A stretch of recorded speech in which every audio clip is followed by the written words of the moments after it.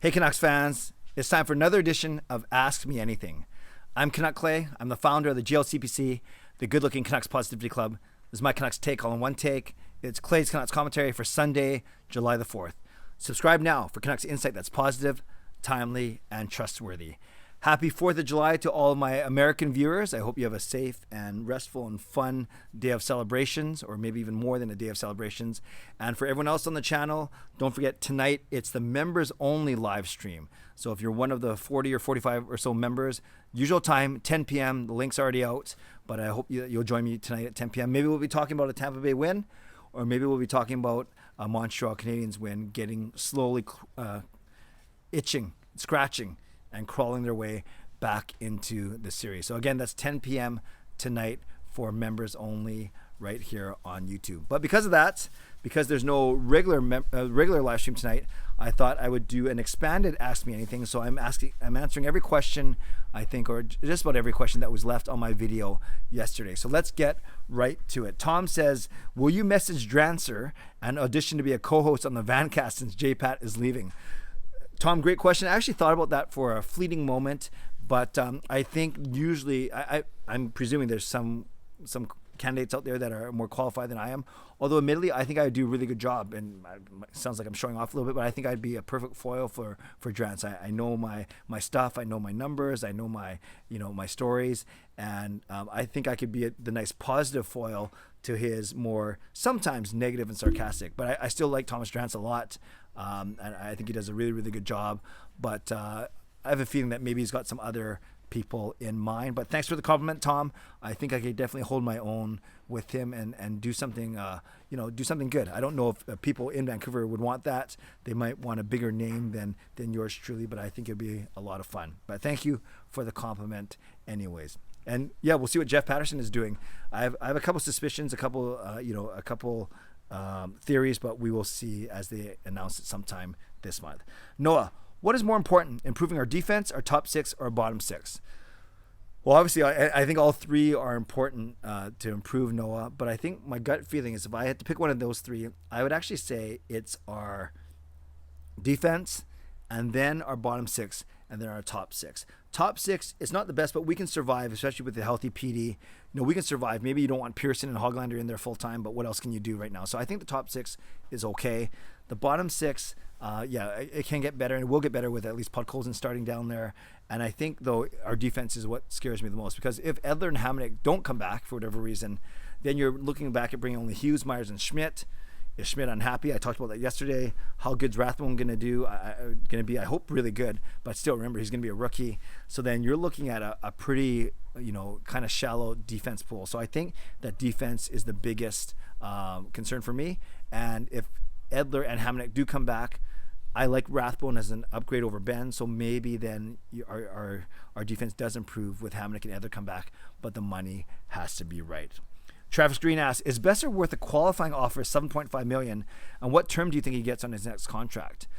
I think if Boeser plays this season as well as he played last season, I do think he's worth close to that 7.5. 7.5 is a lot, right? That's almost 10% of the salary cap. You hope that flat salary cap is going to move up in the next few years, but not for the next couple years. So, yeah, 7.5 is a lot. So do you try and keep him around that 7.5, 7.75, 8 at the most? 3 years down, another 3 years. I think you got to go at least 5 years. I think Boeser can be a very important part of this team. I really like him. I think he likes it here. So I would go 4 or 5 years for Boeser at $7.5 to $8 million. That's what I would do. So we'll see what happens with that. C Edits asks a very similar related question.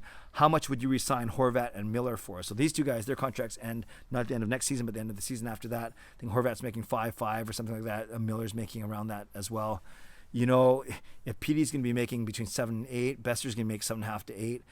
You got to at least think Horvat's going to want between 7 and 8 or close to 7, and then Miller maybe 6, 6.5. I don't know. I'm just spitballing. I didn't really think about this one. See edit. So, I try not to cheat and think about all my answers prior. So, how much would I re-sign Horvat for? I try and get him between 6.5 and 7, and I try and get Miller for about the same. But now, It's not Toronto Maple Leafs territory, but now we're talking about PD at 7.5 to 8, Boeser at 7.5 to 8, Miller and Horvat between 6 and 7. Maybe that's kind of the way that it's going to have to go, or maybe something is going to have to give, but we will see about that. So yeah, it's between 6.5 and 7 for both of those guys. Chris Seifried, excuse me. I should know that. You're a Hall of Fame member. Chris Seifried says this: thoughts on the captaincies for next season? Do you believe Horvat should stay, or maybe have someone like Miller to fill that role, add a bit of extra push? Also, who do you feel will be wearing an A? Well, if Sutter and Edler do not come back, you got to replace those two guys, and I think it'll be Myers will replace Edler as an A, and then I can see Miller as getting an A. Maybe Pettersson's a little too young, although no, he's shown some leadership. But I'm fine with Horvat being the main captain, and then unless Myers is already an assistant, now that I think about it already. But if they like 2 forwards and 2 D, I would go. Mickey's gonna bark because he just saw a squirrel. So you just have to deal with Mickey barking for a bit. If they go 2 forwards, 2D, I could see Horvat and Miller as being the 2 forwards, and I could see Myers and Schmidt, especially if he's gonna stay, as our 2 defensemen as wearing the A. So Horvat as the C, Miller, Schmidt, and Myers as the A's. Zeddy, what do you think we get in return if we trade Nate Schmidt? Well, I think you got to get a blue liner in return. Remember, we only had to give up a 3rd rounder for him in next year's draft. I think if we traded Schmidt, his value is even less than that, although Vegas had to make a move. I think you got to look for at least another roster player back, or at least a low first or a second round pick. So I would go for a 2nd round pick, or I would go for at least a 2nd round pick, or maybe a 2nd round pick and a lower tier player, or I'd try and get a top 4 defenseman back. Crispy Assassin, would it be a good idea to trade the 9th overall pick for Sam Reinhart if they are able to unload Eriksson's contract along with it? 9th for Reinhart, no. But 9th and Eriksson's contract and $6 million off the books for Reinhart, yes, that's what I would do. To me, that Eriksson contract and that $6 million of free space, that's a game changer. So I would do that if Eriksson's contract is in there. Cazell says this: when do you think the Canucks should make moves to better the team? Now when the budget is tighter, but they could trade later round draft picks for pieces that might get picked up in the expansion draft, i.e. Arvidsson, or should they wait until they have more cap space next year and make some bigger moves? Cazell, I think they got to wait. You wait 1 year, you have almost 15 to 20 million coming off the books in Eriksson, Roussel, Beagle, Holtby, and Luongo's cap recapture penalty. That's when you make some big moves. You can tinker a little bit and try and take advantage of the other teams in the expansion draft, like Arvidsson, like LA and Nashville did. But I think those deals may be harder to come up with than we think. So I could see them making some small moves, but the budget, you're right, is very tight, and there's a lot more money that frees up at the end of next season. So I'd save your bigger moves until the end of next season. Michael, who do you think the organization sees as the better player to pick between Mason MacTavish and Kent Johnson? To me, those 2 players could be the best 2 on the board at 9. If deemed equal for different reasons, in my opinion, it would be MacTavish, as they need another 2nd or 3rd C more than another PD flashy player. But are they considered equal? Yeah, it depends who you talk to. I've seen a lot of mock drafts where Kent Johnson goes earlier. I've seen more mock drafts where Mason MacTavish goes earlier because exactly what you said. Strong player, 2nd or 3rd line center. I think that's, we've been talking about that. The Canucks need to get a 3rd line center. So I think they need that more than, say, a flashy winger that you could say, maybe Hoglander could be that. JT Miller has elements of that. Boeser has elements of that. Maybe Podkolzin, maybe not so much flashy, but I think we have a lot of wingers. I would always take the center, all things being equal. So yeah, Ken Johnson, local player, good player. But if I had to choose between those 2, I'd be with you, Michael. I would take MacTavish over Johnson. Who does the team value more? It's tough to say. I think they'd be happy with either of those 2 guys at 9. 3 Todd Harvey questions. The new director of amateur scouting, named yesterday. Andrew, why promote Todd Harvey to director of scouting? Was he a right-hand person to Judd Brackett? Wasn't there any other candidates? Yeah, Andrew, Todd Harvey's been with our organization for the past 4 seasons since 2017. He was working closely with Judd Brackett before Brackett left. And in essence, he did take over Judd Brackett's role when Brackett left last spring. The Canucks just didn't announce it. So they announced it now. I think they're trying to be more open and transparent with these kind of things. So I think he was the natural successor to Judd Brackett. Adam Broomfield says, who's Todd Harvey? Very funny. And then watch my vlog from yesterday, Adam. 15-year career, no, 12-year career maybe, none with the Canucks though. And then Casey Yam, great question here. If you're the Canucks organization, how would you address Todd Harvey's promotion given the raised awareness from Virtanen and the problem in Chicago? What sort of assurances do fans have that the Canucks and Benning have learned anything about properly vetting personnel? Okay, so we know what's happening with Jake Virtanen. We know what's happening with the Chicago story.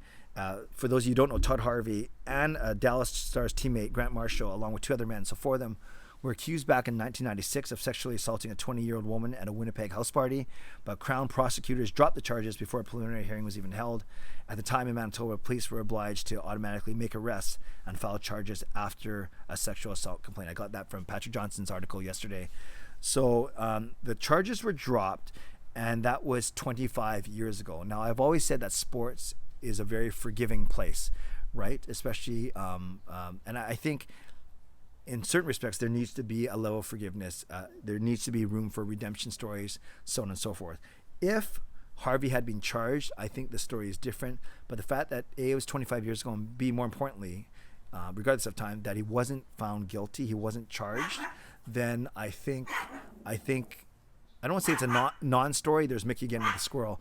I don't think it's a non-story, but I don't think the Canucks will address it, nor will they need to going forward.